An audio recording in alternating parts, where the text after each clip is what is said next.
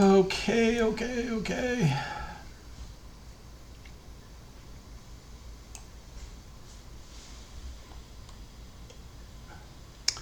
It looks like we are now live. I'm going to turn this stuff off. No one's here currently, which is fine. So today is going to be the first of the Catalyzer shows. So it's something that I've been thinking about in terms of when you make content on YouTube. Who is it you are? Are you on YouTube? Who do you want to be, etc., etc.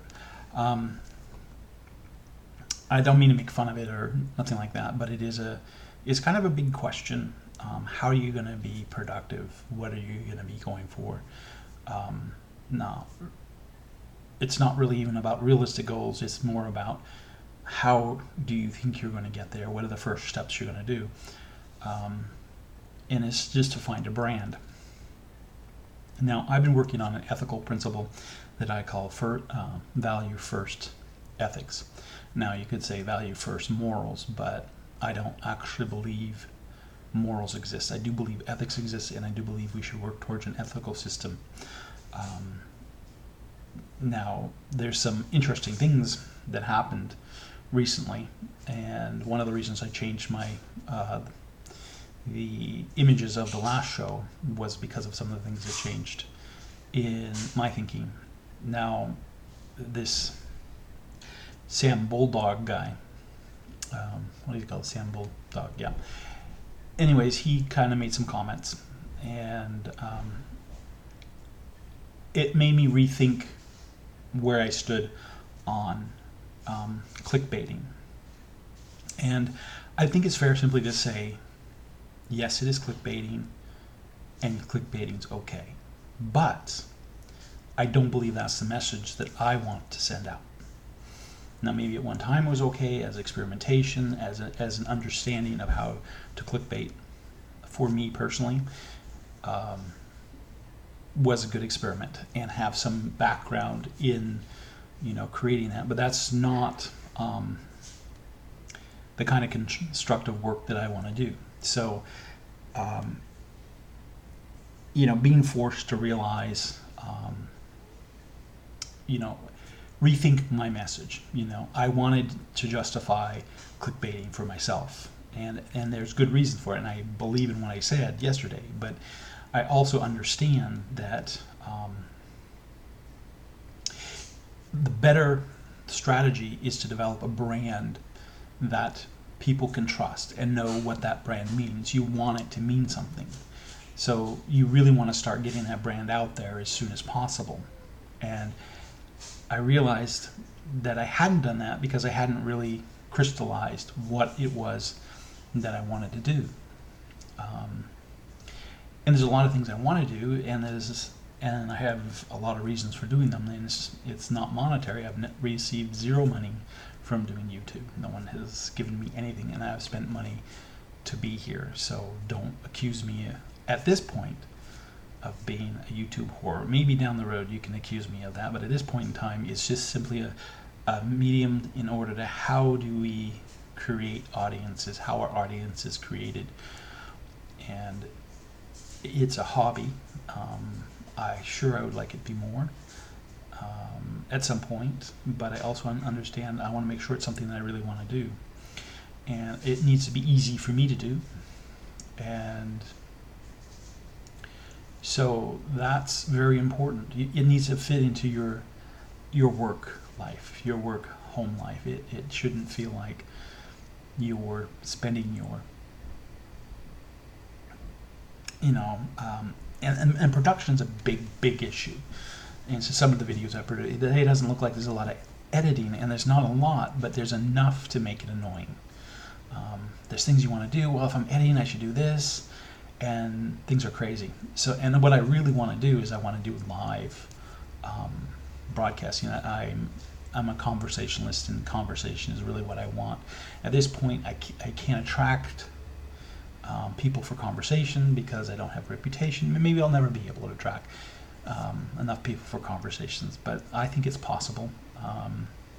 And while I'm attracting people for conversations, I'm going to do things that are, important to me. Now, I did a slideshow. It's not going to show at this time, but so we talked about value first ethics, and I also wanted to constructive versus thing. Oh, okay. Now, I should have had his comment up here, but this time I'm not going to, and I'll just sort of paraphrase things, and maybe that's better in this sense. But when dialoguing with someone, constructive commenting, I mean, I don't mind snarky, I don't mind, but be self-aware, be sensitive to that your message might not be heard accurately, or it might not be interpreted the way you want it to be interpreted. And I just mean in that sense, take ownership of the fact you can't control how someone's going to receive it, but that doesn't mean the person who received it, maybe the way you didn't want them to receive it, is wrong. And the reason I'm saying this is when Bulldog went after me and said, "Well, this is morally wrong." Now, that's fine if you think that. You've just displayed to me that you have a sense of moral self-righteousness.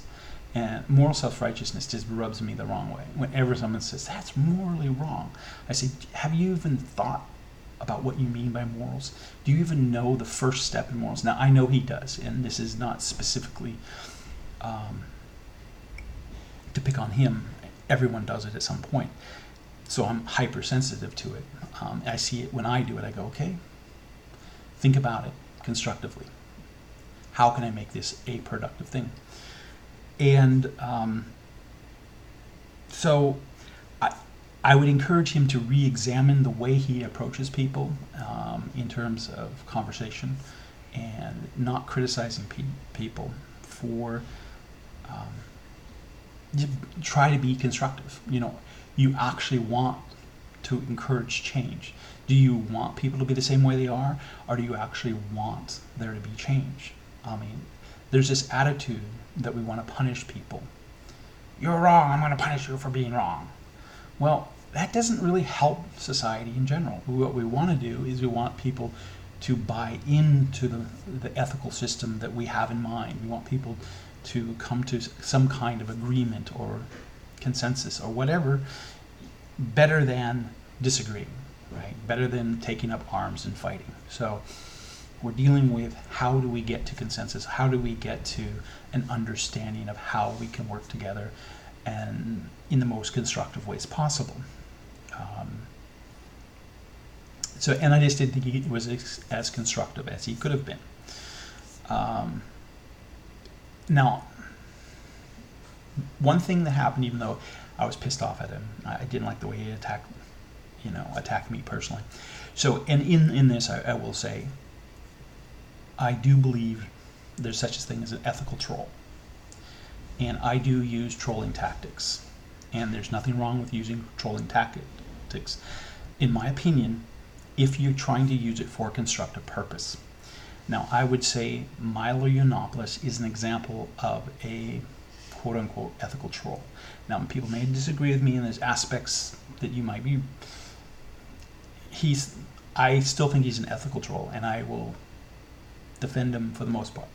Now, in a specific instance, I might not, but there's ethical trolling in terms of bringing attention to a specific issue, and I would actually point him out as being someone that has taught me a little bit about what it means to be an ethical troll. Do we agree on all subjects? No, but I think he demonstrated the importance of identifying the emotions in the room, and this is very important in terms of how are we going to have conversations. The point of value first ethics is to not to some philosophically grand scheme, but to give a tool in which to explore issues of the day. What is a way we can look at it? What is a measuring stick we can use? How are we measuring things? This scientific method, primarily, if you boil it down to its core, is kind of a measuring thing. How are you measuring it? How are you comparing and contrasting? What are you using to measure? No matter what kind of science you do, there's a measuring necessity. involved in it because you need to compare. How do you know it's right? So you're measuring against something. Now, some things are hard to measure, there's no question. But being aware of what it is you're measuring, I think it's important. Now, I would say in ethics, what's important to measure is what are you trying to accomplish with your ethics? And that's where the values come in. What are the values you're using? Are you maximizing those values? Are you increasing in the terms of Sam Harris? Are you going to a peak of morality where you're maximizing a bunch of these core values that you're aiming for? And by identifying your values, you can say, well, we can now start measuring what it is we're trying to achieve. Now, interestingly, and this is why we listen to our detractors and this is why we engage our detractors, is I went to Bulldog's YouTube page. I looked at some of his stuff, but then I went to some of the things he had liked, and they were shared in his text. I thought, well, that's interesting. He actually liked a video that was disagreeing with Sam Harris and Michael Shermer. And the YouTuber, which I forgot to include here, but I will at some point. I've actually reached out to him and asked him to comment on my work and say, hey, do you think this works for you? My values first ethic approach. But anyways, had I simply ignored him and blocked him, like my instincts were, it was really funny because, not funny, I was not in a very good mood anyways, but he just, Bulldog just rubbed me the wrong way, and I was like, I just blocked the bastard, I'll never have to deal with him again. But I was like, okay, deal with your emotions, understand what it is that's pissing you off, and try to incorporate and learn. And so I went to this, and I was like, bingo, I love the way he handles the issue of subjective versus objective. Now, ethics are subjective, and there's no, and this is where we all part company, but it's fine, because even though Sam Harris and Michael Shermer don't think there's an objective moral truth, they're basically carrying baggage they don't need to carry. They can let go of it, and that's the whole point of values first ethic is to say, well, I know you want there to be a universal principle. I know you want there to be an objective reality, but I don't think you need it, and I think you will come up with a wonderful ethical system completely without it. Just let it go. Just let it go.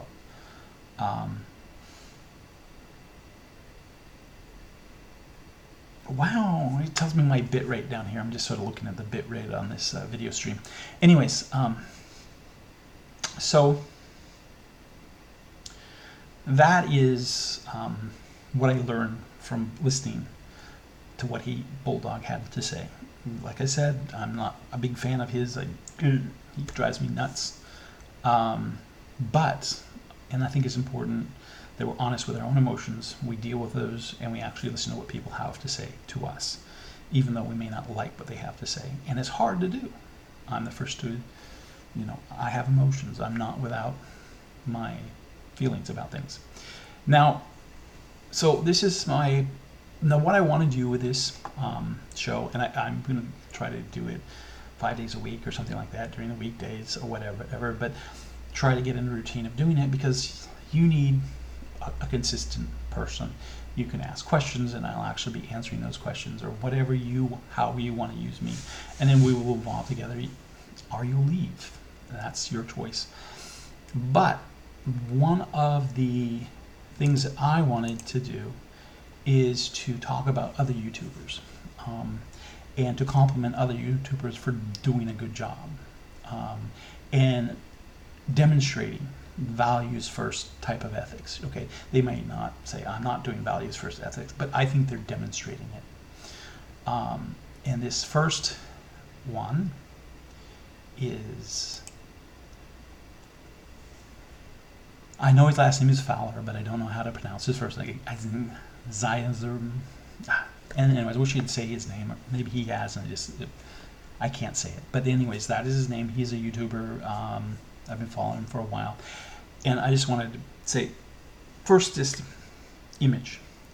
I love the fact that he makes a point of in your face, kind of like unconventional. I like unconventional, just in terms of general. I like the shock value. I like that I'm not conforming to your opinions. I'm going to be my own person. So, and that to me, I think good. I like that, and I like that in a YouTuber. They don't feel like they have to conform. But what we had here, he made a little short clip on YouTube. About 30 seconds, really short.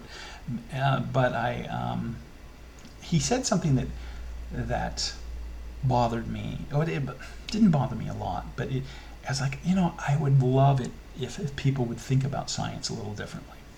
And I've actually been fighting this issue for I was in college when I first ran into this. I didn't realize what it was, but now looking back, I realize it was kind of this oppression of social sciences and of quote-unquote soft sciences. And this was true back when I went to college. And there was this idea that there's such a thing as a soft science. And it was based on perceived validity of science, which isn't really a scientific method of determining what something is soft or hard. It's the perceived. So like physics, you can see it as hard science. It's concrete. People like says I understand that. But here's what's interesting about science, and this is a comment I made. Now let me give you some context to this comment. It was about Bill Nye. People are criticizing him rightfully criticizing him for introducing 96 genders. It's like, oh, give it up. This is ridiculous. It's non-scientific. It's crazy talk. It's simple biology. Let's not get crazy about this gender stuff. Right. Now, how you feel, how you want to express yourself, these are all manifestations of expression. Anyways,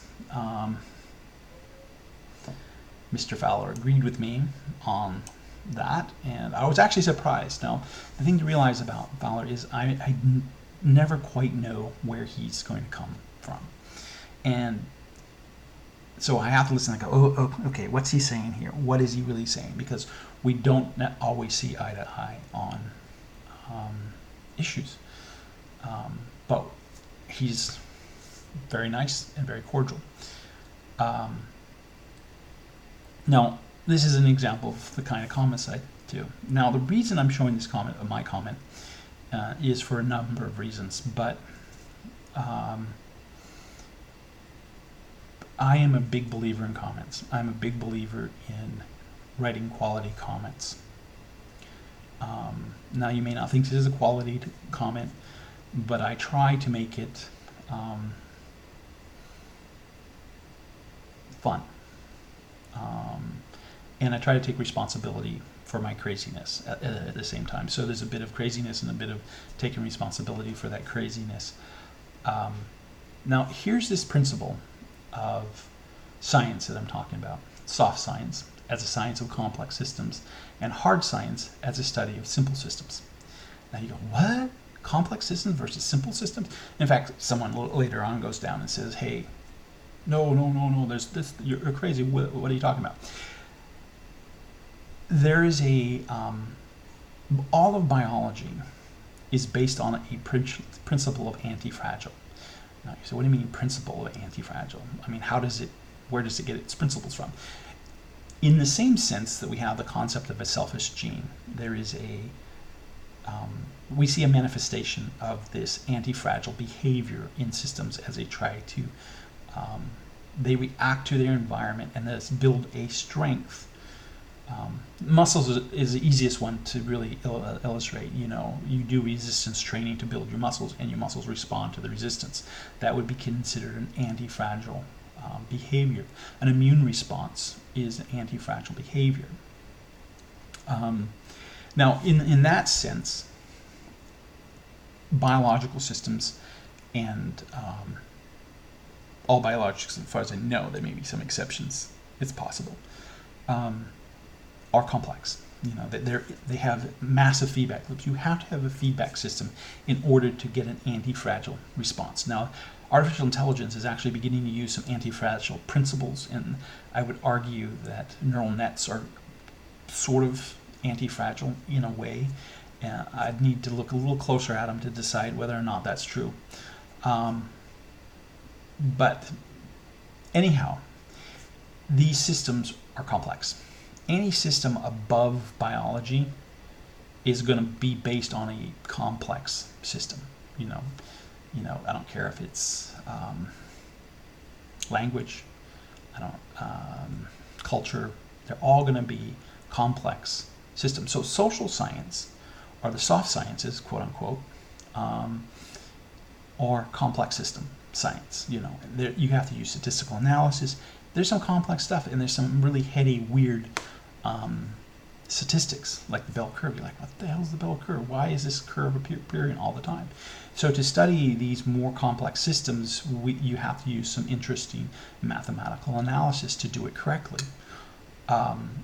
Unfortunately, we see these sciences as wishy-washy, and we've allowed these sciences, because they are so damn hard, to use some wishy-washy, instinctive sort of stuff, or wishful thinking.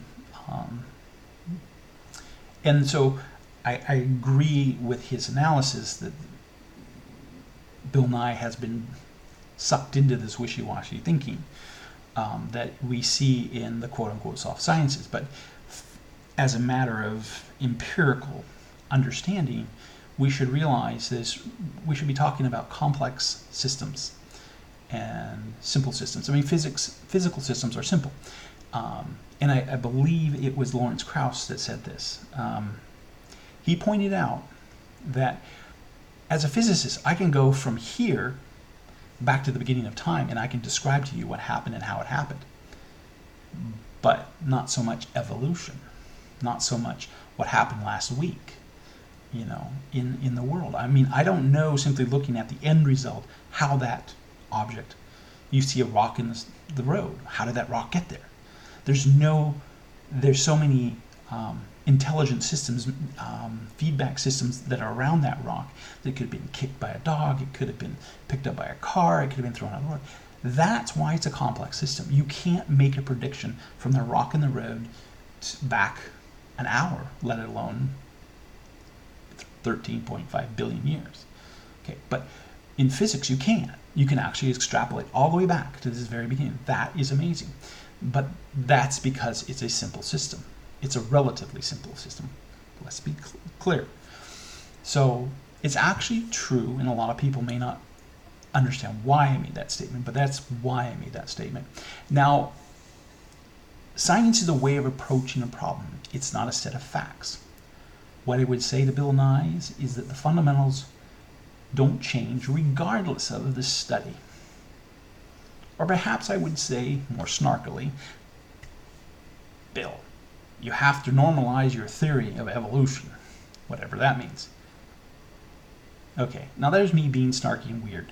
Now, what I mean by normalizing against evolution is kind of my own sort of pet thinking about evolution theory, and I sort of push towards evolution and say, well, is there a game theory that would describe this behavior that would make it work? Evolution is a game, and the game is played out as, if you live and reproduce, it gets played again until there's no living and reproducing going on, and then the game is over. So right now we're in this survival game, and we're trying to develop a system to survive well beyond the natural limits of the biosphere that we're currently in.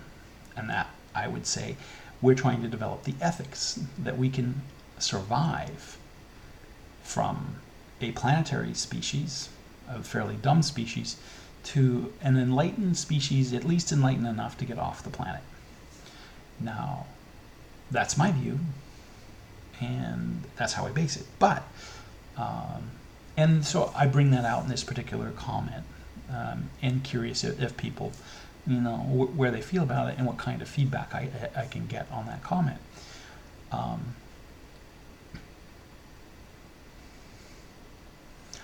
I don't always know where these things are going to go, and there's things that I've kind of missed. Before I end, and I'm going to keep these around a half an hour, I think, but depending on if I have a guest, if someone wants to come on and be with me and chat, and we'll have a conversation about whatever they want. But one thing I wanted to say is, one thing I like to do with comments sometimes, if they're long, is I will select them all, and then I'll use a speech reader to listen to them. I don't comprehend as well if I have to read something. I have to usually read it multiple times, and I have to hear it to really digest the information. So one of the complaints I have with like Bulldog, and I realized it kind of pissed me off, was when you select his stuff, there's a lot of abbreviations. Abbreviations don't work well in the speech synthesizer. It's better if you spell out, instead of saying SH, say Sam, or you can do it in capital letters and it will enunciate the letters. But what I'm saying is, try to be clear and think of it, make it a little context insensitive, meaning that someone could read it out of context and kind of get the gist of what's going on, instead of making it so context sensitive to the video. Now, I don't always follow that rule, but it's just sort of something to think about, especially if it's complicated. I try to put a little more context just in the comment itself. But that's my snarky criticism of Bulldog. And I just wanted to point out there's a couple things that I like to do to sort of digest information. Anyways, I think that's a good place to end. It's about 28 minutes after. And yeah, but this is what I'm going to do for a while, see how it goes. I appreciate you all for watching. Please comment, if you want to start additional conversations, want to go in a different direction. Talk to you later. Bye.